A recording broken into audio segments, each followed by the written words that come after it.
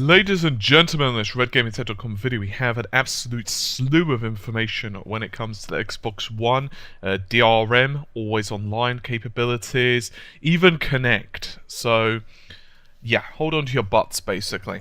Now, first things first, Microsoft have clarified some of the issues to do with used games.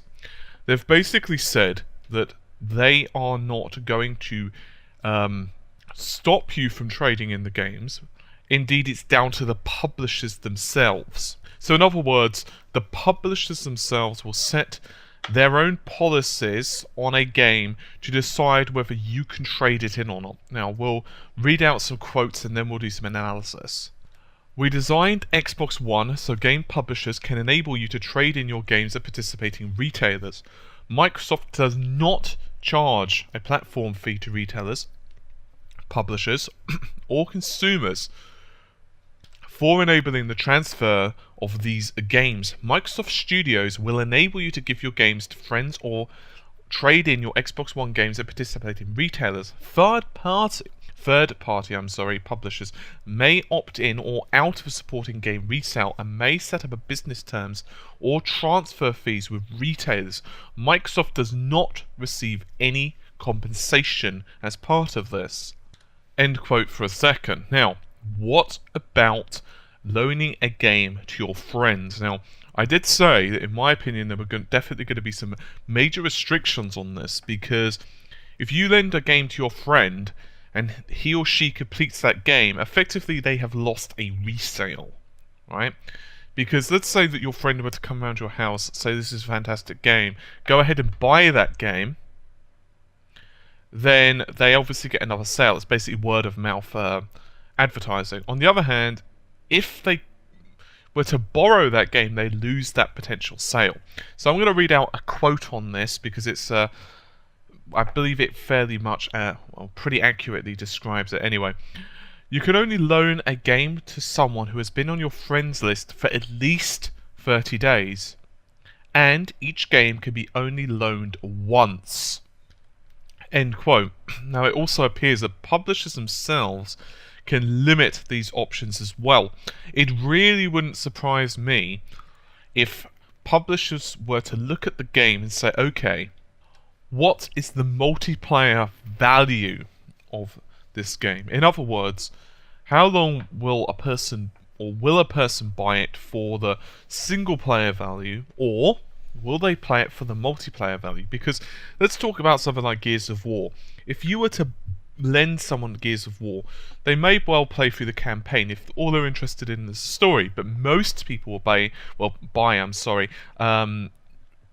Call of Duty, Gears of War, those type of games for the multiplayer aspect. Now, why the hell do you have to make sure they're on a friends list for at least 30 days? Well, because this stuff is done digitally, it will stop almost like a black market trade where you can lend someone something for a fee. So this way, of course, they need to be on a friends list for a certain amount of time, and then, hey, okay, well, Bob has been on my friends list a couple of months, I can lend him a game. Now, we do have a lot more information. We are certainly not done, and I'm going to be giving my thoughts on the way, of course. Now, there's one small sticking point with the loaning and renting of games, and that is that Microsoft are exploring the possibilities with our partners. In other words, it is not going to be available on launch itself. Now, 10 people are authorized to play these games on different Xbox Ones via the cloud, but these are not allowed at the same time, and it's almost similar to an iTunes authorization type of thing with the various devices. Similarly, as expected, you do not own these games. Now, that is the important point. Owning the disc is just owning the physical media, right? This is just like an operating system. When you actually buy a disc, as I've mentioned before, let's say you were to have Windows 7 and I would have Windows 7, right, as an operating system. And let's assume that your Windows 7 breaks, okay? Your disk breaks, your physical disk snaps in half. And let's assume that you still have the serial number, right? And let's assume that your PC needs to be formatted or reinstalled, I can come around your house with my Windows 7, put it into your disk tray, format your PC, and you could put in your serial code because that is your license to use that software. And that's perfectly legal. Microsoft doesn't actually give a crap about that. What they do give a crap about is you actually using, cracks or something to actually find, not legitimate serial keys. So the actual disks are only for the install. Now, we had a feeling about this previously. So the actual license does not imply ownership. It's just basically a license for you to play that game. However, people could play your game whether you are logged in or not on your console. Similarly, your account is the license holder. Now, this is much like I was saying about, say, Netflix or World of Warcraft, or say a Battle.net account is a really perfect example. Let's say you have a World of Warcraft account, which of course is part of Battle.net. In reality, I could go to anyone's house, put in my login details, and use that to play World of Warcraft. And obviously, that will give me different expansions. For example, let's say you do not have anything past the Burning Crusade, right? And let's say I was to log in on my World of Warcraft account, even though it's very inactive, but let's just assume I did. And let's say I had up to Wrath of the Lich King or Cataclysm, that content would be available when I logged in, because obviously my account has those rights. Similarly, my characters would appear and so forth as well. So in this respect, it's one small positive, because if you go around someone else's house, you could basically log in. However, we're going to talk about why I don't like that as well in a moment. Now, we have a lot more information when it comes to the connectivity to the internet. The good news is, and I have good news in quotation marks, live TV, Blu-ray and DVDs are exempt from any internet connection requirements. So in other words, you could never hook up your console to the internet, in theory at least, and don't worry about it, that's cool, right? Because you own the physical media anyway, so, how can they do anything about that, right? A Blu-ray is a Blu-ray is a Blu-ray. On the other hand, if you wish to play games, you must have an internet connection every 24 hours. Microsoft have said this now, it's basically set in stone. So every 1 day, if you wish to continue to play your games, you will need an internet connection. Worse, if you are playing on another Xbox One with your account, this will be reduced to every 1 hour. So in short, if you go around your friend's house and you log in on your account and his internet connection goes down, or her internet connection goes down, whatever, you're boned if it goes down for more than an hour, because it will log off the game and you will be unable to stop anything. Now, Microsoft have said that they will possibly change these policies in the future, or they could discontinue them at any point.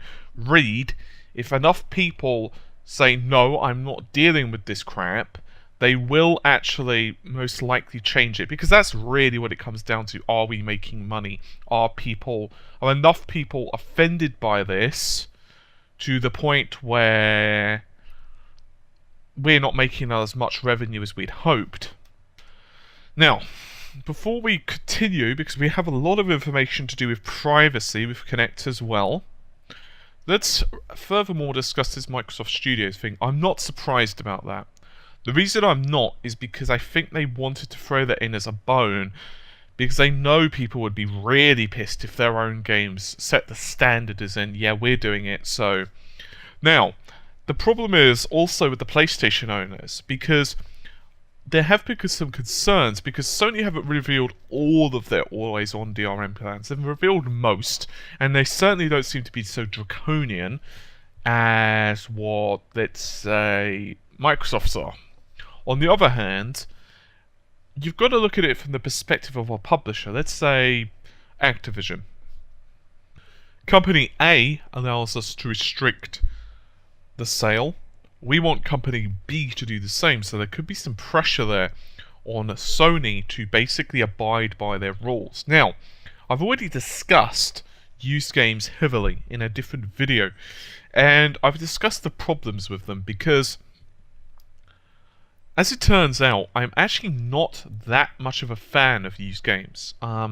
Despite my tone overall in this video, I actually don't like used games because, as it turns out, I think most of the companies, and I say most because, you know, there are some small independent retailers that don't take the piss, but quite a few do, especially the big ones, and you just have to look at the trade-in value of certain companies. I'm not going to bother to mention names because I think you all know who they are. And you could just see that they'll charge you or they'll give you like £15, for example, for your game, just to use British term finances, because I don't know, exactly what the trade-in values are in the States, but I'm pretty sure they're equivalently crap. And they'll say to you, okay, well that's worth £15. But on the other hand, if you were to go back 2 days later, it's probably going to be about 28 they sell it for. Now, from one respect, as someone who's into business, I don't have a problem with this in terms of they are just trying to make money. On the other hand, the fact that they're not giving the developers and publishers anything at all, that's what's really created this mess, yeah? Because developers and publishers have quite rightly said, hey dudes, you're making quite a lot of money out of this. Do you mind giving us a little bit? Nah, we're cool, says the used games sellers. I think most people, certainly myself, weren't surprised when I heard about this DRM stuff for the Xbox, because, honestly speaking, considering the budgets now of games are like 20 million to 80 million, I crap you not, that is actually how much these games cost now to make, especially when you consider marketing budgets as well. They don't really want that game traded in. On the other hand, some would argue that it doesn't really combat piracy or limit the damage of second-use games anyway, because there have been industry analysts who have looked at the damage on music and the damage on used films, as well as piracy, and so forth. And they've basically not really found a link. Now, here's the problem. I can almost guarantee you that 6 months after the Xbox One has been released, someone somewhere would have a good idea how to get past the always-on DRM. I'm not 100% sure how long it will take for a massive crack, but considering the system's going to be using x86-64 code, I have a feeling that there's certainly going to be some pretty interesting jiggery pokery in there. However, the main reason I dislike this stuff is because, honestly, I don't like the idea of not owning the software. Now, this is very similar, of course, to Steam, but at least with Steam, you can play the games in offline mode, and that's really the big thing here. 24 hours, in my opinion, is just... I think that's far too stringent. I'll just be perfectly honest. Before I continue this rant, though, let's talk a little bit about Kinect. Now, Kinect, Microsoft had patented technology that theoretically could be very invasive, actually. It could, for all intents and purposes, monitor what you are doing in your home in terms of the amount of people watching content and so forth. And we all know about the story about the licenses, where, let's say you have the licenses for, say, 3 people watching it and 4 people are watching it, it could theoretically ask you, hey, you need to pay more money for this because you don't have that license. Well, Microsoft have addressed some of the stuff. Now, I'm going to read you guys out an official quote. At Microsoft, we prioritize your privacy. We understand, sorry about the laugh, we understand that your personal data and privacy are important. Basically, when Xbox One is on and you're simply having a conversation in your living room, your conversation is not being recorded or uploaded. Microsoft are insisting on this, by the way. Now, the basic premise here is that you can actually pause Kinect. Furthermore, Microsoft have said that it will navigate you through the Xbox One's privacy options, And this will allow you to set things such as automatic and manual sign-in, the various privacy settings, notifications about how your data is used, and so on and so forth.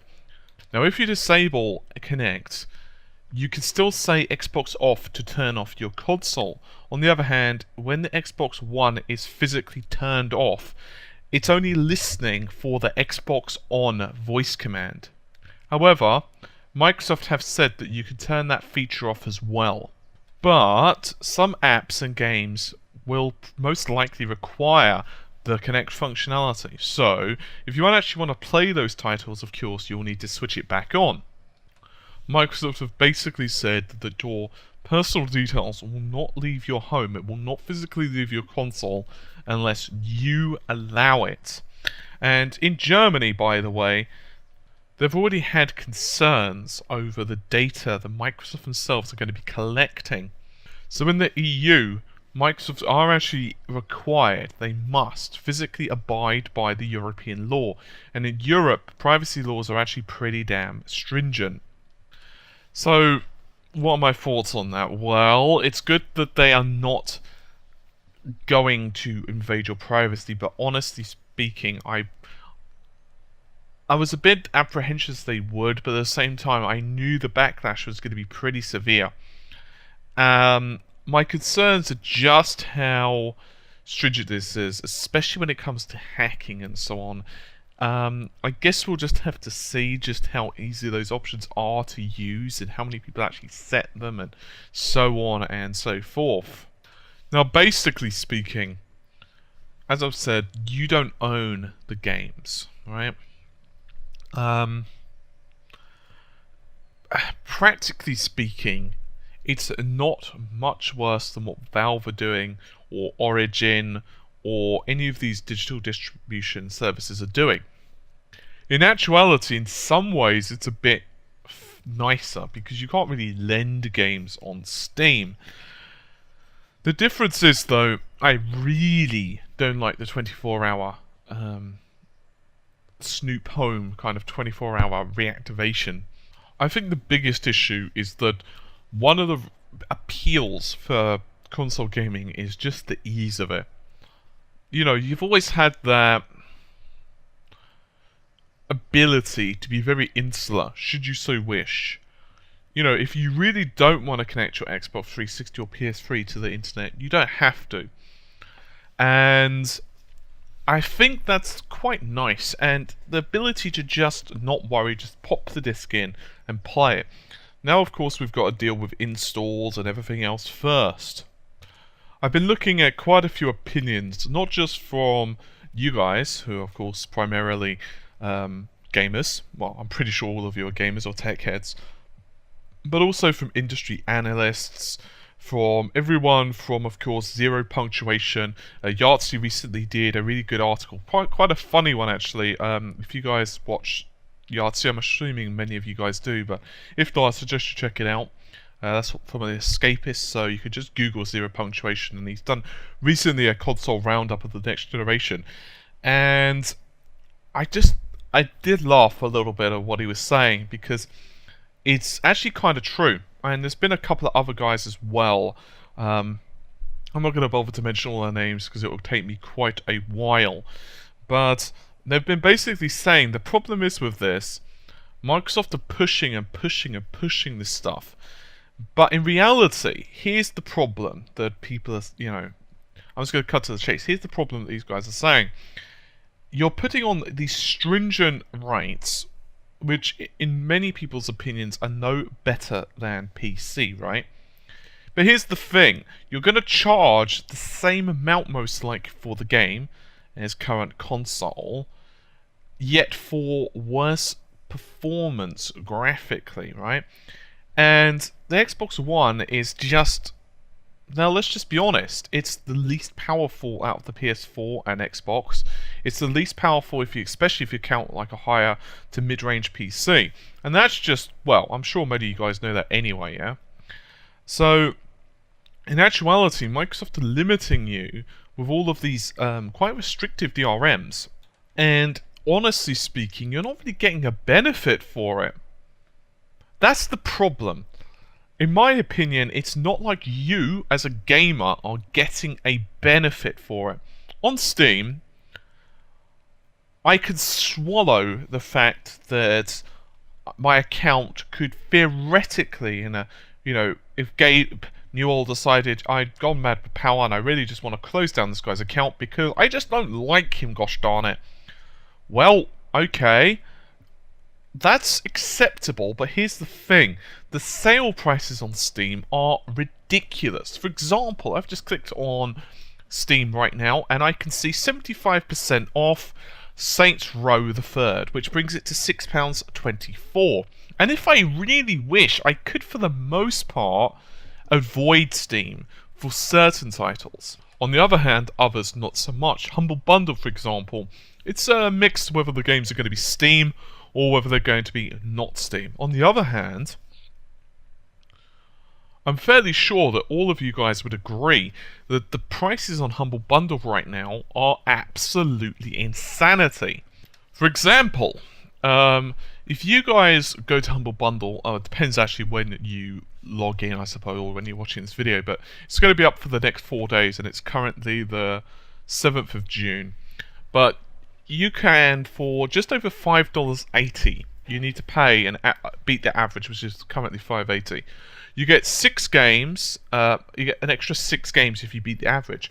And that means you get Little Inferno, Awesome Noughts, Capsize, Thomas Was Alone, Dear Esther, all the soundtracks as well, by the way, Hotline Miami, Proteus, Tiny and Big in Grandpa's Leftovers, Intrusion 2, English County Tune, Oil Rush, and 5 other selected soundtracks. Now, right there, I can tell you from personal experience of playing these games, Thomas Was Alone and Dear Esther, Hotline Miami, and Tiny and Big are worth $5 regardless, and I'm almost positive Amata's covered Awesome Noughts and said it was really good. So my point being that I just don't see a benefit to gamers in this respect. Now, there are some small benefits, such as if your disc gets damaged, but honestly speaking, it's not that difficult to resurface a disc anymore, right? You can take it to most stores and it will resurface you. A resurface will probably run you, 50p, £1, £2, maybe 3 at the most if they're ripping you off. If you go to something like, I don't know, Blockbusters, for example, or, a shop alternative. But honestly, even if it can't be resurfaced, how many games actually really get damaged that badly? I'll be honest, when I was younger, I didn't actually realise it, but I dropped a game down my table thing, bedside table thing. And I didn't honestly realise it at the time, because I was, young and all. And it actually turned out that I actually moved the dresser, or I keep saying bloody dresser, but whatever. And I put it on top of these of this game. I honestly didn't realise it. Anyway, it was scratched to buggery, and yet it still played. Okay? Now, I understand that I may well have been very, very lucky, but CDs, generally speaking, are pretty hardy. On the other hand, it's a very tricky balance, because I also don't like how used games from the industry are being used to basically rip off, in my opinion, the used game industry. And I talk about used game industry not so much about those who own a small independent store, because generally they will be a more balanced with how much money they give you versus how much money they sell that product for. There don't usually be so much of a discrepancy. Obviously there are exceptions, but we're just going from my personal experiences.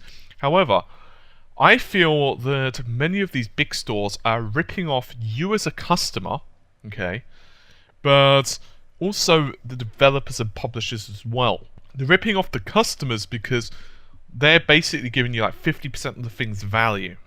On the other hand, they're also ripping off the publishers and developers because they're not giving them a penny. On the other hand, I feel that, well, how many hands have I got, right? But I do also feel that they're using this, Microsoft, somewhat as a scapegoat as well as piracy. I think they just want to consolidate their business onto a more service-based level because it's a lot easier to deal with. Obviously, as well, with the cloud-based gaming, some games are going to require an internet connection, assuming that game, uses the cloud all the time. And obviously, the cloud is for certain processing. Now, obviously, that cloud can't be used for everything, right? We've already ascertained this in another video. So, yeah. So, does that stop you from buying your game and displaying them on your shelf? No, of course not, right? Your disc is still going to be there. And I'm assuming that you will actually be able, assuming there's any sense at all, you'll be able to take that disc. They haven't really stated this, but I'm assuming that you'll be able to take your disc around a friend's house and use that to at least install the game, right?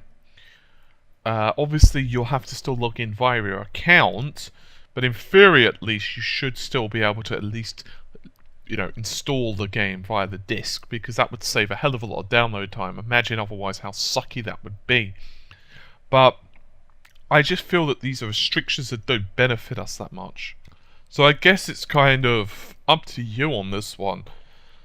I think some people it's going to really bother, other people not so much. I think, ironically speaking, PC gamers are going to be less bothered by this than console gamers.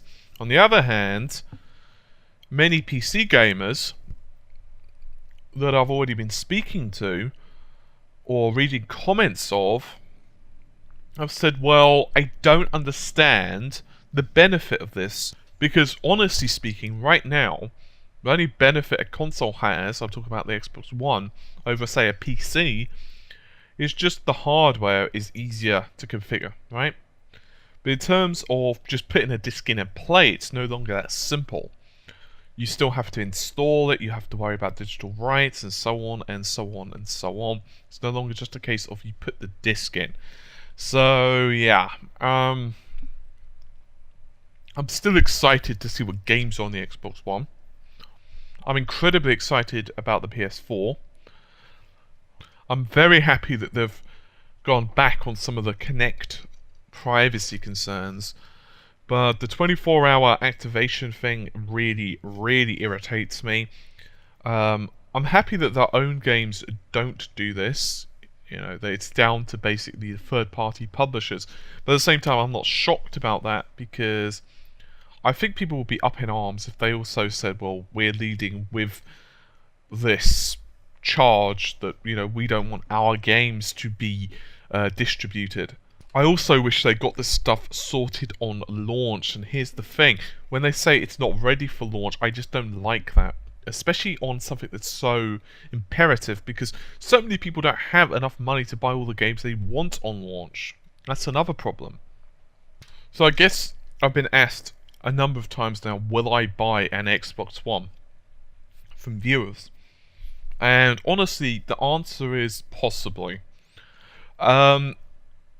For me, it's going to really depend on the games on launch. The games that I've seen so far, such as Call of Duty or whatever, I'll just play that on PC. Forza I'm not that bothered about, so we'll have to see what other exclusives they've got. They have said that they're working on a hell of a lot of exclusives, and they're spending an awful lot of money on basically Xbox games. So I guess we'll just have to see what happens over the next, 6 months or so. Anyway, this has been a bit of a ranty video, so hopefully you've enjoyed it, and I will see you soon. Take care, and bye for now.